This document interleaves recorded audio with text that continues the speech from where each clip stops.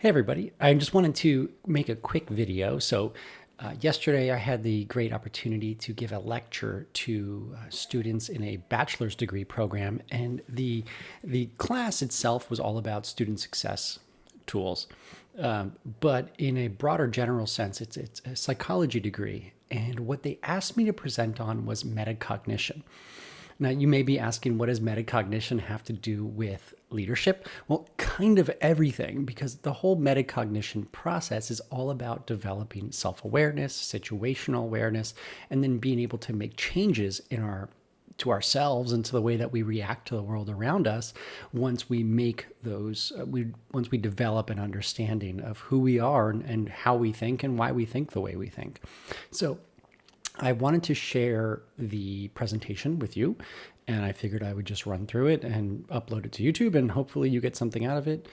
Do me a favor, before I jump in, hit the like button, subscribe to the channel, and so you can get updated whenever there's a new video, and I hope you enjoy this. So, metacognition. What is metacognition? So before we jump into defining metacognition, I actually want to do some metacognition about metacognition. Does that make sense? So let's take a second, if you don't mind, pause the video here, go down to the comment section and type in what you think metacognition is. What is it? And how does it apply in your lives? And how does it apply in your learning experience in terms of learning academically or learning in just life in general and making changes throughout your life? We're always constant learners. And if you're not a constant learner, you may want to do some metacognition to figure out how to become one. Because if you're not learning, you're not growing.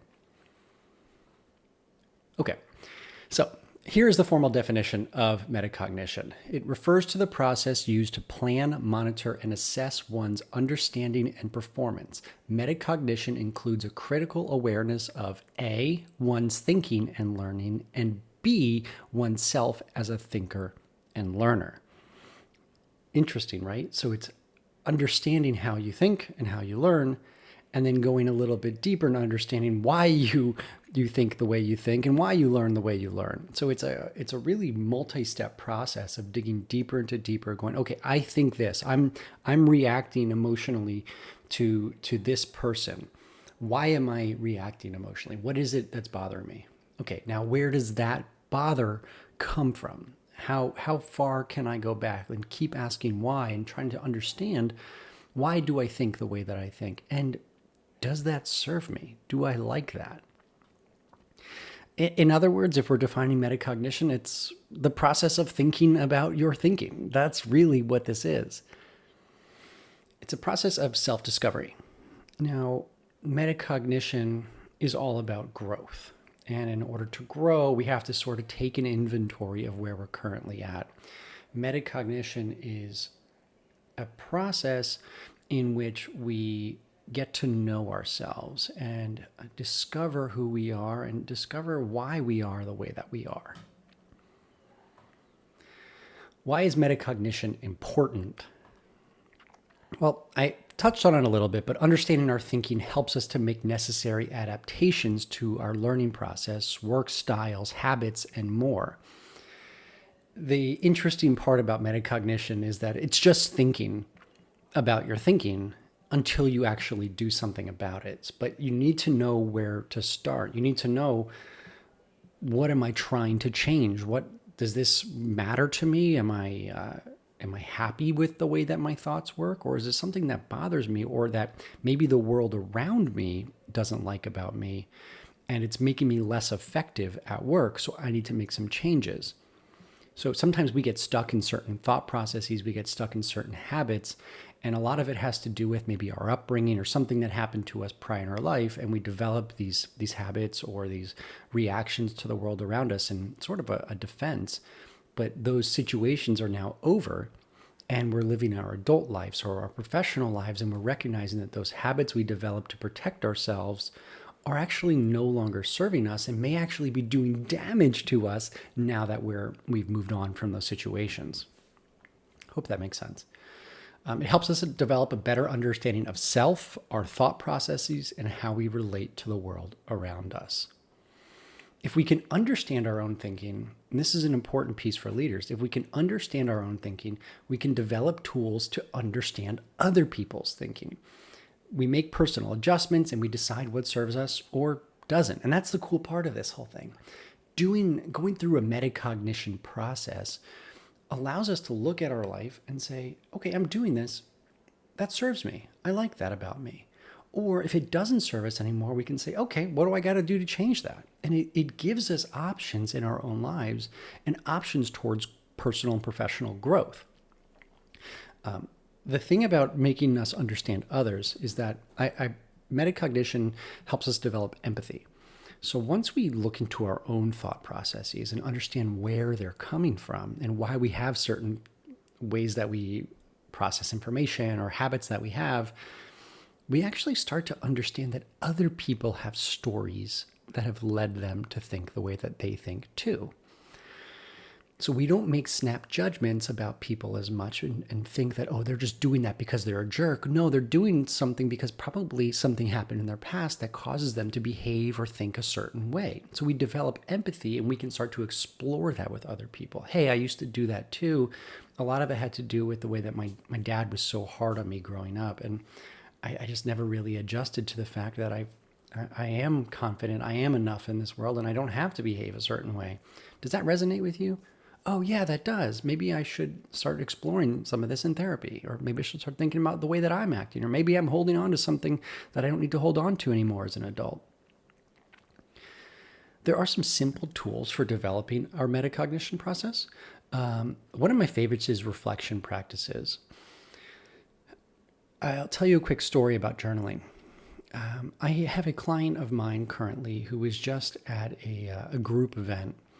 And while at a group event, the entire time, this person was distracted by everyone's admiration for somebody else within the group and just couldn't think of, like, do they like this person? Couldn't stop thinking, did they like this person more than me? And is there something this person has that I don't have? Why do they like this person so much? I wish I was liked as much as this person is. They got home from this retreat and decided to journal, and as they do every morning. And they started to process through in their journal, which only takes about 10 minutes a day to start your day off. In the journaling process, started writing down, I don't get why everybody likes this person more than me. And while doing that, they were looking at their own thought process on paper and were able to make adaptations in real time and say, wait a second, why does that matter to me? And where is that coming from? Why do I care if somebody else is more like me? And what evidence is there to show that people did actually like this other person more than me? And also, why does that matter? Maybe I'm responding to my old fear of not being liked, or the old fear that I'm not worthy enough for people to care about me. Maybe I need to change that. He was able to challenge his own reality, his own thinking process, and turn it into a reality and recognize that his thinking and the thought that he was ruminating on was actually not serving him anymore. So he was able to process through that in journaling. Meditating is great. It moves into the next one of mindfulness, which is essentially a meditation practice. Now, I know a lot of people think of meditation as people sitting cross-legged with their arms out and namaste. That's not really it. Sometimes it's taking 10 minutes away from all devices, away from all other people, and just taking 10 minutes to sit with our breath or to sit in peace and quiet and to process, to kind of give our brain a chance to process the world around us and to calm down without all the stimulation for a second. Doing so actually helps us to see our situations around us clearer and able to recognize when we're having catastrophic thoughts or when we're getting caught up in emotions that maybe aren't beneficial to us. So mindfulness practice helps us stay in the moment and helps us also analyze our thought processes from moment to moment, going, I'm about to react this way. I'm getting angry right now. Why am I getting angry right now? Maybe I shouldn't. Maybe this isn't an appropriate time for that. Maybe it's more of a me problem than a they problem. Okay, I'm going to stop. Questions is another tool. I love the idea of going down a why thread. So a why thread is continually asking yourself, why? Why? So a thought comes in your head, maybe an emotion attached to a thought comes up, and you question yourself like a 2-year-old. You know how 2-year-olds, they do that whole like, why? Well, children are full of curiosity. They're full of childlike wonder. And trying to understand the why behind something or how something works is a beautiful thing that children do, but we don't do that for ourselves enough as adults. We need to do that to our thought processes. We need to understand why we act a certain way, why we behave a certain way, why we respond to stimuli a certain way, why we can't learn a certain way, or we like to work a certain way. I've just said a certain way a lot. But by going down a why thread, we can understand the origin of it, and we can understand then how we can change it, or why we developed that thinking process in the beginning, and decide if that serves us any longer or doesn't, as I said before. The adaptation piece here is one of the most important parts. Like I said before, thinking is just thinking. You have to make adaptations to your thoughts. Adapt your learning styles, the way you study, experiences to match your own way of thinking. If you struggle to learn a concept, for example, find a way to make it relatable to your thoughts. When I say that, I mean, if you're learning something at work, for example, and something comes up and you feel like you're not understanding it, maybe it's because it's the way it's being presented to you. So instead of ruminating, I don't understand, I'm not getting it, I'm not worthy, I'm not smart enough to understand this, you have to find ways to make adaptations to the information that's being given to you so that you can learn it. You may have to make some extra effort, but getting stuck in a loop of I don't understand it, I'm not smart enough is not serving you. And that may be something that used to serve you, but doesn't anymore. Going back to that again. So the idea is to make adaptations based on your learning experience and saying, okay, that's not working for me, but what will? How can I make this work for me? I am smart enough to learn this. I've gotten this far. I just need to make some adjustments to make it work for me. My favorite here is mentorship. I think having trusted individuals in your life that you can bounce honest thoughts off, regardless of how vulnerable, scary, or embarrassing they might be, and get honest feedback from other people is a great reflection tool for us to utilize. Other people that we trust and that know us well will have no trouble telling us honestly that, hey, your thinking's a little bit screwed up here, or that's not the way the situation occurred. Your thinking might be off. I think you're seeing that situation skewed or a little bit differently. So find a mentor. Find a mentor in every area of your life, your hobbies, your professional life, your personal life, your relationship life. Find mentors and people that you can rely on to bounce ideas off of. And of course, you could find one mentor that covers all of those areas, or two that covers them all, whatever. But find people you can trust and have those honest conversations with them so you can learn and going, hey, I keep doing this. What do you think's going on? And they can tell you, and then you can make adaptations based on that. This was an interesting idea. So metacognition helps us understand who we are, why we think the way we do, and why we respond to stimuli in a particular way. However, what's interesting is it can also be used to shape your future self. Think about how you want to think as your future self. The idea of this is going, hey, this is where I'm at right now. This is the person I am. Who do I want to be?